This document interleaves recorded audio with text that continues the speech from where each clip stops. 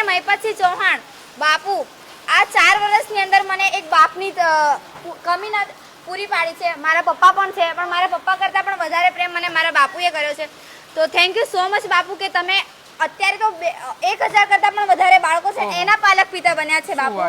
તો ભાઈ આજથી 2 વર્ષ 3 વર્ષ પહેલા જ્યારે મેં પહેલી વાર મુલાકાત કરી ત્યારે મને લાગે ત્યાં સુધી 190 કે 200 બાળકો હતા. આપણે એ વખતે આ બેન પણ બહુ નાના હતા.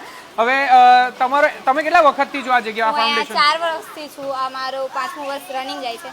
પણ અહીંયા એટલી મજા આવે છે. મેં 4 વર્ષની અંદર એવું નથી જોયું કે આ મારું પારકું ઘર છે કે બીજાનું ઘર છે. મને મારા પોતાના ઘર જેવી જ ફિલિંગ આવી છે. અને એ લોકો બાળકો એમ કે બાપુ મારે આ જમવું છે, બાપુ મારે આ જોઈએ છે, તો તરત જ વિધિન 2 કલાકની અંદર બાપુ લાવી આપે છે. શું વાત છે. આમ જોવા જઈએ ને તો અત્યારે ભાઈ આ કળિયુગની અંદર જ્યારે માતા પિતાના પણ ઘણા એવા કિસ્સા જોયા હશે કે પોતાના દીકરાને પણ સારી રીતે ના રાખે, એવી રીતે જ્યારે પારકા દીકરાને રાખવાની વાત આવે ને ત્યારે ખરેખર આ મહિપતસિંહ બાપુનો આપણે ખૂબ ખૂબ આભાર માનતા હોઈએ. ખાલી દીકરાઓને પણ નથી રાખ્યા, દીકરાઓને મા બાપની કમી ના પડે એના માટે વૃદ્ધાશ્રમ પણ ખોલ્યું છે કે જેની અંદર એને મા બાપનો પ્રેમ મળી રહે.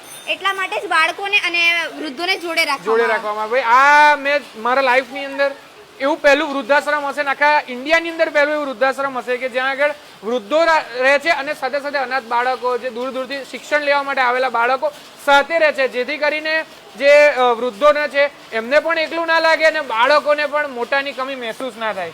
એક વાત જાણીને આનંદ થશે કે અહીંયા 33 જિલ્લાના બાળકો છે. 33 જિલ્લાના બાળકો અને 3-4 રાજ્યના બી બાળકો છે આપણી જોડે. ચરોતરનું સૌથી મોટું સંકુલ, ચરોતરનું ગુજરાતનું સૌથી મોટું વૃદ્ધાશ્રમ લવાલ ગામની અંદર આજે આપણે આવ્યા છીએ.